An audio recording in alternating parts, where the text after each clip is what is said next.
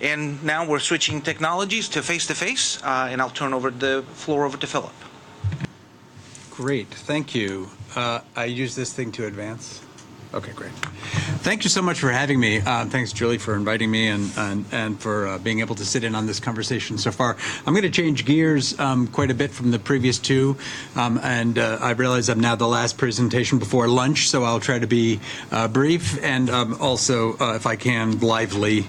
We'll see. When I saw the description and the invitation of what the committee was doing, I realized this could finally be my opportunity to make this pitch that I have been that has been gnawing at me for years now about the use of these generation concepts in our sort of social science discourse. And I've been complaining for years that this sort of encourages what's bad about the way we talk about social science. It drives people towards broad generalization, stereotyping, clickbait, character judgment, and echo chamber thinking. I'll get into some of those things, and I'll give some demographic examples.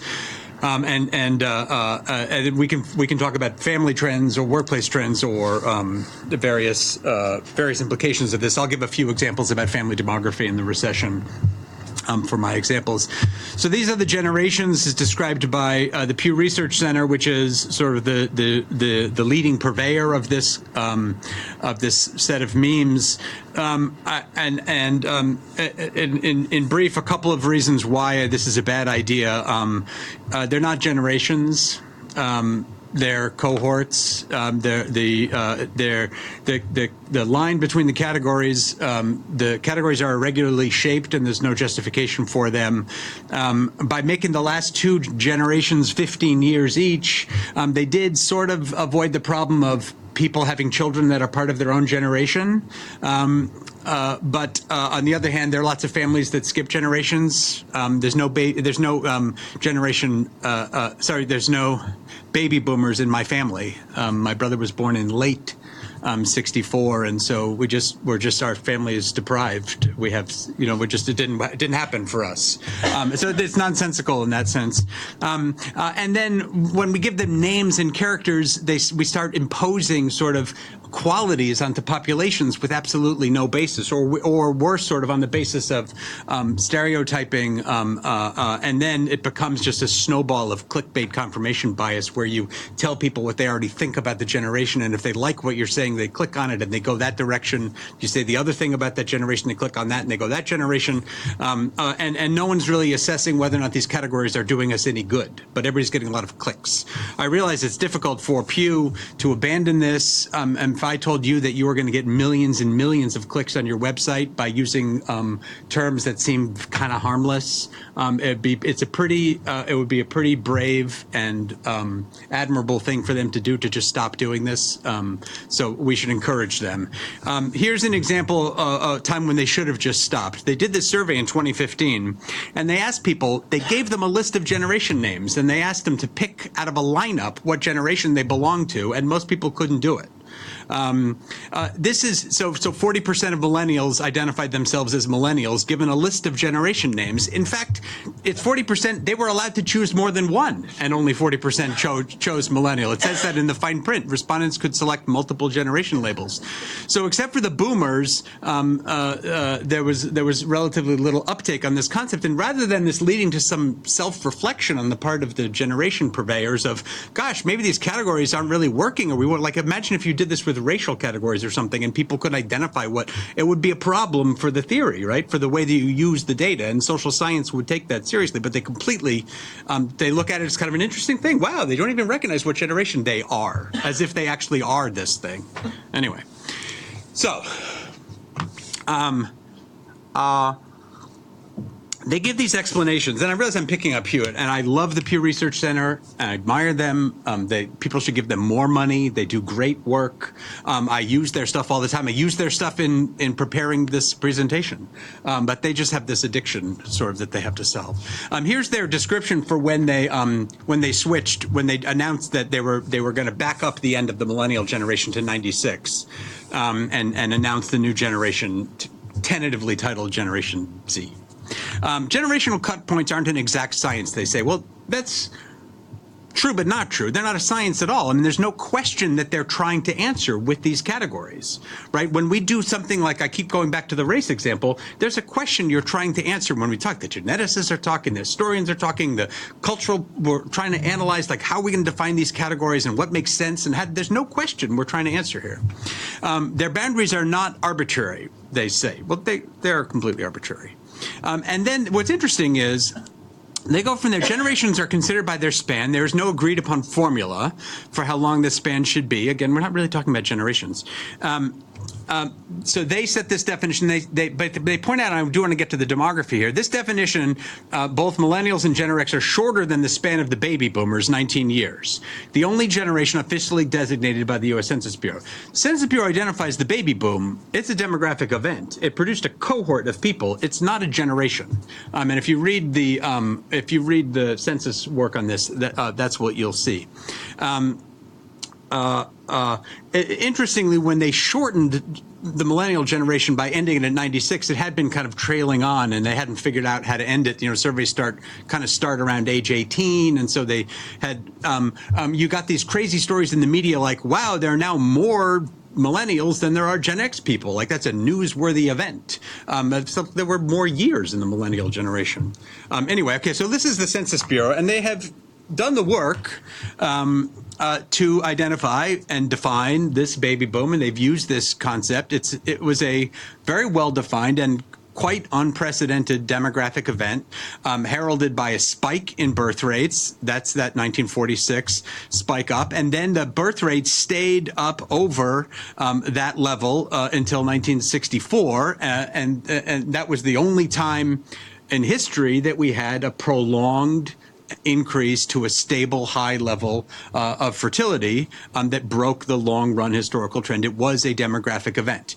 Unfortunately for popular discourse in science, that demographic event lasted roughly the length of an actual generation, which now got us going onto this treadmill of naming generations and applying constants. If the baby boom had been 11 years instead of 19 years, I don't think we'd be having this conversation now. They wouldn't have started it. So it's just an accident of history. Okay. I totally forgot to set my, what time did I start? Or how much more do I have? You got 7. Oh, perfect. Okay, good. Okay, now I'll keep track. Okay, so I made this handy thing to keep track, with popular figures from the popular culture, so you can keep track of where the lines are between the generations. So I think of the silent generation. It kind of ranges from Noam Chomsky to Debbie Harry. Debbie Harry, from Blondie. Okay, so if you think about how those are obviously two peas in a pod, or Donald Trump and Keanu Reeves, they're obviously part of the same generation also. And then what I love about, if you're trying to remember the line between Generation X and the Millennials, just remember that the two sisters who are 1 year apart, Venus Williams and Serena Williams, are in different generations by this scheme, right? So Venus Williams is Generation X, obviously, it's all over her, you can't miss it. This is like astrology, right? And then Serena Williams is just a pure millennial. So that's how you can keep track. Okay, that's sort of light. A little bit of demography and something that we sort of lose. When you make the categories and then act as if they're real, you miss important things. So this is from the American Community Survey, where they ask, what year you were born and did you have a baby in the last year? So you just using that, and it's a giant survey, so we can ask what is the age-specific fertility rate? So when you pool the data from 2001 to 2017, you can break women by birth cohort. So each line here is a birth cohort, and these are the age-specific fertility rates. And the dots show you when each cohort hit 2010. Okay, so if you look on the far right, the orange dot, that's the people born in the early 70s. They hit 2010 in their late 30s, and that was the big drop in fertility, 2010, from the recession. It didn't really change their downward trajectory. Their path was already written. The gray dot is the late 70s. Again, they're on their curve. It didn't really make a big difference. The yellow dot, the early 80s. Now, these are the first millennials. And you can see they were pretty much in their peak fertility years when 2010 10 came, and it declined thereafter. We don't know. It's hard to say just from this, how much of a difference that made. But look at the blue line. This is the people born in the late 80s. So they were entering into their middle 20s in 2010, and their fertility actually dropped from age 23 to 24 to 25, which is very, extremely unheard of, and shows you a major demographic event happening for these people. They're delaying fertility. And then you can sort of see the rebound in their later years. By the time they're in their early 30s, they're rebounding, and we don't know exactly what will happen yet, but they may actually have an opportunity to catch up or come close to catching up with the previous cohort, and maybe we won't have such a decline in completed fertility. And then the last group, these are all millennials. These three lines, the last three lines with this extremely different experience. The last group, they hit 2010 in their teens, and maybe this did influence, it didn't produce a sharp drop, but you can see that their curve as David would say, it rotated clockwise. I like that way of describing the trends. It started to fall off faster than the previous cohorts, and then also some evidence of possibly a rebound for them as the post-recession thing came about. So, if you put all those three lines together and just called it millennials, you would miss the whole complexity and interesting diversity in this story. Okay, so there just would be no reason to do that. And notice I just used arbitrary 5-year groups. You can use 1-year groups, you can use 10-year groups, or you could pick groups based on some reason, but you wouldn't want to just call them millennials. I did this a little bit less. This is employment rates for men. Again, these by age, so same setup.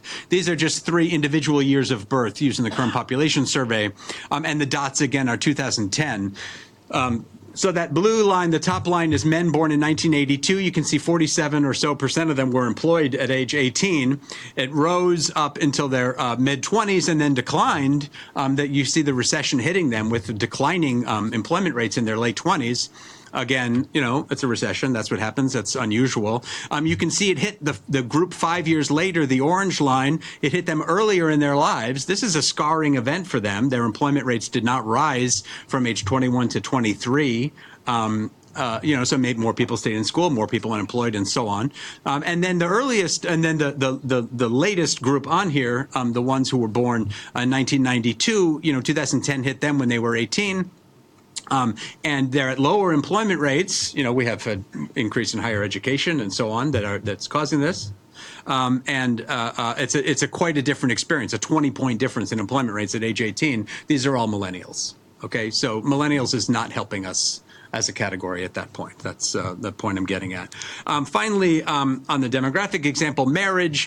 This just uses the marriage rates for young adults, and by just controlling for age and sex, this is sort of the propensity to marry before age 30 for the generations. And you can see here the amazing decline in marriage among from early to late baby boomers, people born in 1945 versus people born in 1965. The tendency to be married by age 30 much, much lower. Again, there's not much sense in which this group, at least on this indicator, holds together as a group. So you can ask questions like, why would we, when would we want to group people, and how would we want to group them? That's what science does. That's what science should do, right? Okay. So a couple of positive suggestions, not just running down Pew and the generations purveyors. One is, are we really asking a cohort question or not? We should ask that question more often. If you're talking about kids these days, if you're always talking about kids these days, that's fine. Kids these days is something you could say anytime in history. This is from the General Social Survey, and the top line is people age under 35, and it's the proportion liberal. So young people are more liberal, right? That's not something about millennials. That's not something about Gen X. You can see that if you broke this down and really studied it, you could find some cohort action here. But basically, young people are more liberal. We don't need to get into a cohort analysis if that's all we're saying. If you're just using a cross-section, you're talking about right now, there's no reason to even label those people millennials unless you're trying to attach all that baggage and stereotyping and simplistic thinking to that group for purposes that are not good purposes. The second suggestion is if you want to use cohorts, maybe start by just breaking them into 10-year groups or 5-year groups, depending on your data, your power, the size of your sample, and so on, and just eyeball it first. This is the adjusted proportion of people who think divorce should be easier to obtain. And you can see silent generation, baby boom, Gen X, millennial, an increase in the proportion of people controlling for age, sex, and education who think divorce should be easier to obtain. It's just an attitude toward divorce. If you did it by decades, instead of those 4 arbitrary groups, you get more detail. You also see some things. I'm not saying this would be the right way to do it, but you'd see some things you missed. The early and late millennials are quite different on this. Late millennials are much more pro-divorce than early millennials, at least in the first pass in the General Social Survey. Also, the attitude for the transition from the silent to baby boom people actually happens earlier than you would think. Anyway, so just if you have no reason, I would say just use something obvious, and you can still describe people as cohorts. You can give them a name, people born in the 80s, born in the 90s. But if you call them like the tennis generation or the butterscotch generation, you're assigning a character to them, and there's no reason to do that unless you have some basis for it. And finally, depending on what you're studying, there may be times when you want to look, obviously, I'm a demographer, cohort analysis is very important. Things that happen in history at a point in people's lives have long consequences for them and for the people they interact with, and that's extremely important. So, Children of the Great Depression, a classic cohort analysis that tells us something very important about those people that's important for them their whole lives. If you're interested in education, you might talk about digital natives, people who grew up in a computer environment where it's second nature to them, right? My daughter texted me the other day to ask me what her phone number was, right? So there's this thing called the phone number. Somebody's asking, I don't know what it is, but she's texting me to ask me, right? My other daughter scolded us one time when we were talking about the definition of things. She says, if it can send email, it's a phone, okay? All right, so this is just the way they grew up, okay? The difference between different devices. If you're interested in things like security and terrorism and so on, you could talk about schools in the post 9/11 period. If you're interested in the labor force, obviously people who get out of school during the middle of a recession that affects them forever, we know that has lifelong consequences. Interested in politics and culture, people who are in high school right now, in a lot of ways, are like Parkland era students. They're all wrapped up in this gun violence issue, and it may very well stay with them in ways that affect their political behavior and cultural attitudes for years or decades to come. But there's nothing in there that makes a theory that says that you could grab from these different experiences and create one thing, call it a generation, and have it make any kind of logical sense. So I really respect and admire your work, and I can't wait to see what you're going to do. And I really just urge you not to even use these generation labels. Thank you.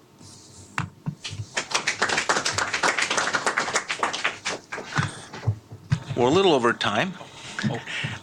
We have time for a few questions. John? Well, thank you. So I'm wondering, in the sociological research or demographic research, do you guys have systematic findings regarding how this use of generation language promote like a stereotype and promote any like bad social phenomena? It's a great question. No, I don't know of any such research that does that.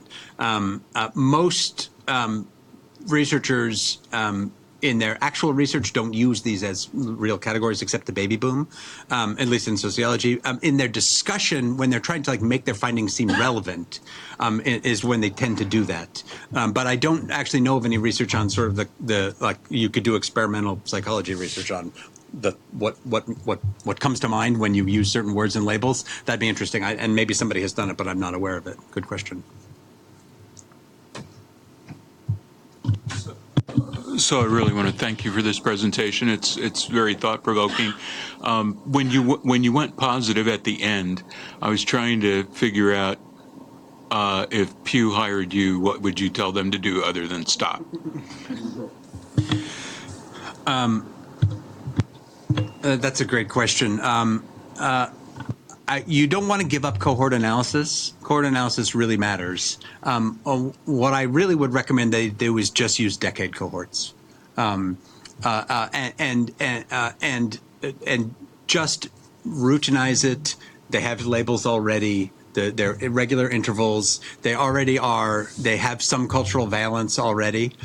So that's what I would suggest. How to get out of this morass they have, where they've written 1,000 reports that already use these. They're not. I'm not saying they should delete their account, but I think that would be just a much more logical direction to go as sort of a first pass for when I open up the General Social Survey to analyze trends or whatever. I have a little script that I run where I break people, because it's a small sample. I have a little script where I run where I break everybody's age into decades, and I break the years into decades, and then that's my first pass at looking at trends over time, is people by 10-year age groups over 10-year decades, and then you can start looking for the finer grained. But I guess that would be my recommendation. So I want to make a comment that I think is important about your work. Years ago, when NSF reorganized and the SBE committee was formed, I was the advisor for linguistics and spent a lot of time thinking about the different ways that the different social sciences approached issues. What's striking about your work is that these cohort or generational or age questions apply to every one of our fields, right? And so there's a universality about these topics that, is making me think, even though we have a particular mandate, that it really does apply. This particular issue applies universally to the social sciences in ways that many other social science topics don't. And our last question, Dana. Phil, thank you very, very much. And I agree. Getting to that disaggregated is very powerful analysis.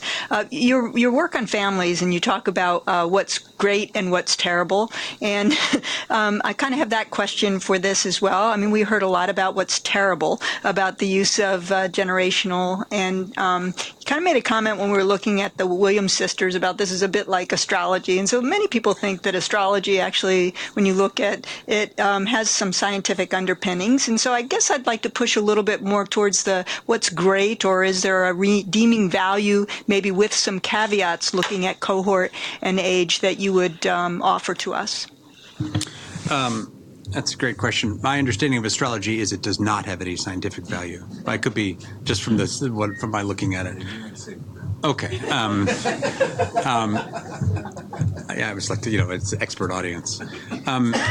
Well, cohort analysis is really important, right? And like, the life course perspective on especially demographic things has been very important. When we look at, and as we look at changes over time in the society and the culture, things like how many times you changed jobs, did you have health insurance at a certain point in your life, how crowded were your schools, what was the racial composition of your neighborhood or school when you were younger. We want to think about the shadow of these events across people's lives and at a cultural level, not just an individual level. So it absolutely is important. And I think it is actually great that we do talk about generations, in the sense that we're trying to see how, the idea of millennials was the people who were coming of age in a new era, right? That's why they were called millennials. They were supposed to come of age around 2000.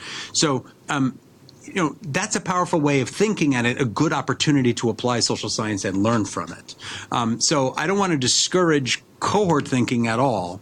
I just want to improve it. And I think, in some ways, like the change we're talking about doesn't have to be that great. There's a big institutional juggernaut that is adapted to these. There are whole research, as you all know, there's a lot of research built around these concepts.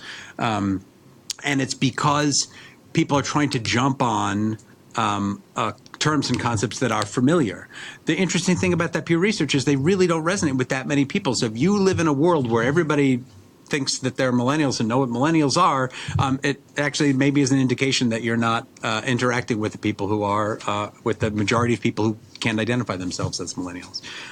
So I guess nothing I said should be taken to be critical of the idea of using cohorts and life course analysis in general at all.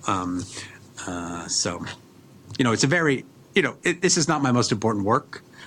We have bigger problems in society, but but understanding demographic change, how it relates to inequality, and communicating that in ways that allow us to make smarter decisions about it is my most important work. And so that's why I consider this to be part of it. So thank you for that question.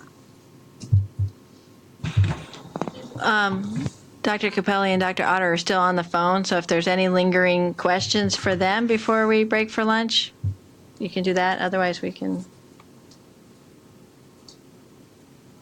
Okay. I'd like to thank our speakers again for taking time to come and share their wisdom and perspective. Thank you. Thank you, everybody.